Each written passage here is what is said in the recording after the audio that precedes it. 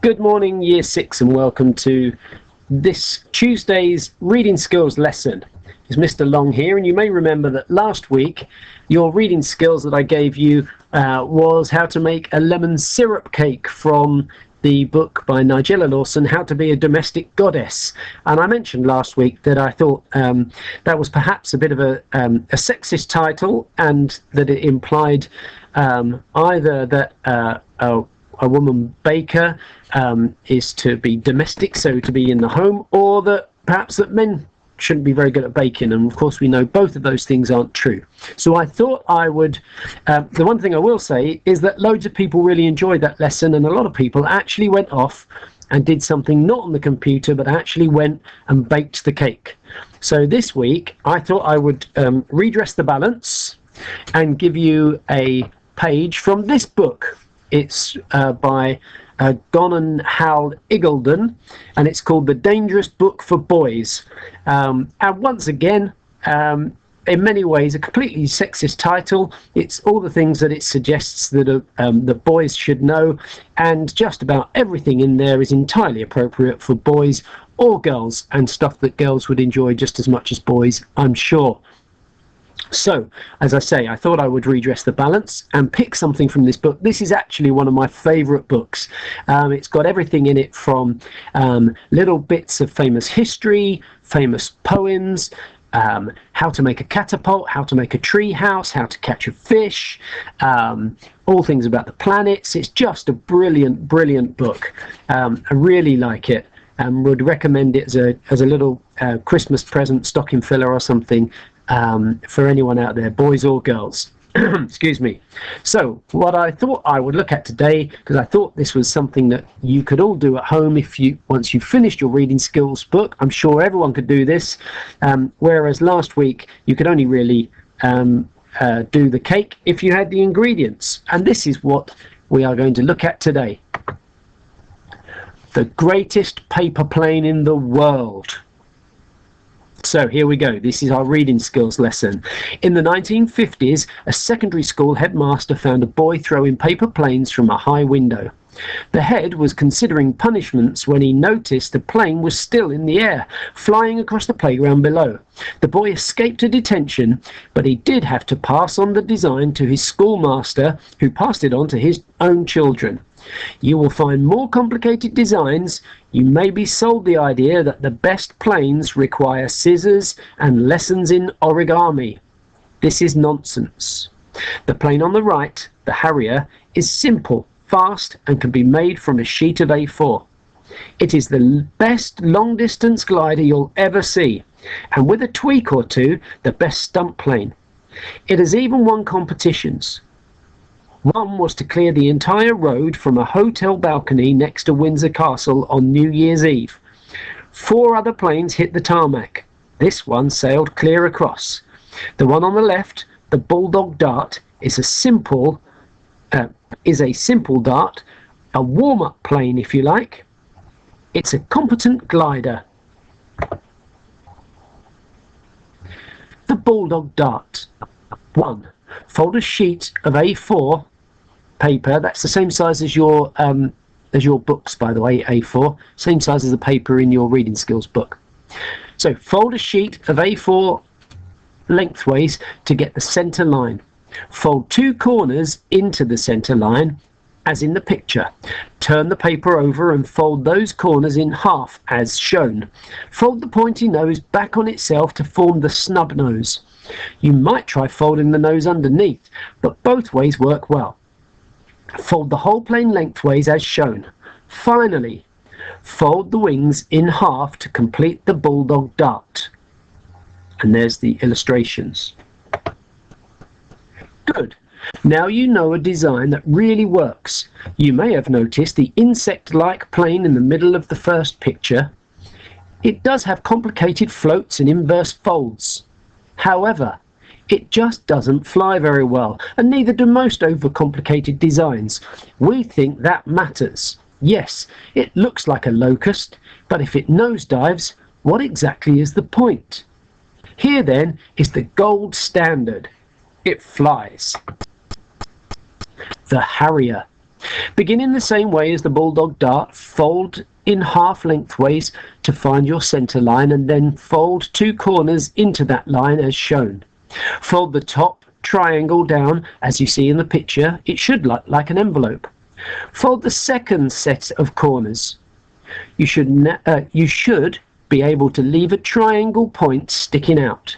Fold the triangle over the corners to hold them down. Fold in half along the spine, leaving a triangle on the outside as shown. Finally, fold the wings back on themselves, finding your halfway line carefully. The more care you take to be accurate with these folds, the better the plane will fly. This plane does well at slower launch speeds. Sorry, I'll read that again. This plane does well at slower launch speeds. It can stall at high speed, but if you lift one of the flaps slightly at the back, it will swoop and return to your hand or fly in a great spiral. Fiddle with your plane until you're happy with it. Each one will be slightly different and have a character all of its own. So, that's the end of our text, and that's the instructions to make these planes. So here are your questions. Question 1. True or false? The story of the boy throwing the paper aeroplane was set in 1948. Question 2. From what did the boy escape? Question 3. A vocabulary question. Find and copy a word that means the same as capable or effective. Pause now if you want to answer these questions as I go on to the next page. Question 4. Retrieval. What animal is this paper plane named after? Question 5. Vocabulary. How does the writer use personification to describe the front of the dart? Pause now if you want to answer these questions. Question 6. Vocabulary. What simile does the writer use to describe the middle plane? Question 7. Inference. Why does the writer suggest you should not make an overly complicated design for your plane? Question 8. Vocabulary. What term is used to describe the very best plane? Pause now before we go to the last 2 questions. Question 9. Vocabulary. Find and copy a word that means the same as a center or halfway line. A center line or halfway line. And finally, question 10. Explain. Name 2 things that could happen if one of the back flaps were slightly lifted. Okay, let's go back and look at these answers.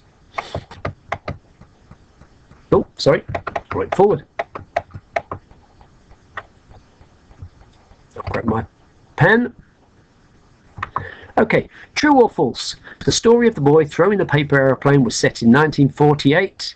It says here it was in the 1950s. So the answer is false. Question 2. From what did the boy escape? It says up here, look. I look for the word escape. I skim and scan. I find escape. The boy escaped a detention.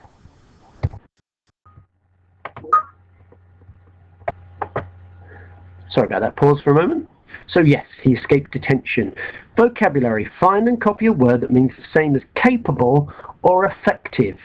Now, as we read all the way through, I get to the bottom here, and right at the bottom it says, the one on the left, the Bulldog, is a simple dart, a warm-up plane if you like. It's a competent glider. Well, we could insert the word instead of competent, an effective glider or a capable glider. Doesn't mean brilliant, doesn't mean fantastic, it just means it's effective, it's quite good. Competent glider. Next set of questions. What animal is the paper plane named after? It's the Bulldog. It's a Bulldog Dart. Vocabulary. How does the writer use personification to describe the front of the dart? Well, he talks about a pointy nose, and then he talks about folding the pointy nose back on itself to form a snub nose. I would give you either pointy nose or snub nose for that answer. How does the writer use personification? A plane can't smell, so therefore it doesn't really have a nose, but it looks like a snub nose. Next question. Vocabulary. What simile does the writer use to describe the middle plane? So we want something to say it's as like something or as something. And if we find here, it says, you may have noticed the insect-like plane. So it's insect-like, it's like an insect. So that's your answer. Question 7. Inference. Why does the writer suggest you should not make an overly complicated design for your plane? Well, I'm going to look for overly complicated, and as I skim and scan, I don't find overly, but I do find overcomplicated, so now I read back to the whole sentence. However, it just doesn't fly very well, and neither do most overcomplicated designs. So why does the writer suggest you should not make an overcomplicated design for your plane? Because it just won't fly very well. It doesn't fly very well. Question 8. Excuse me. What term is used to describe the very best plane?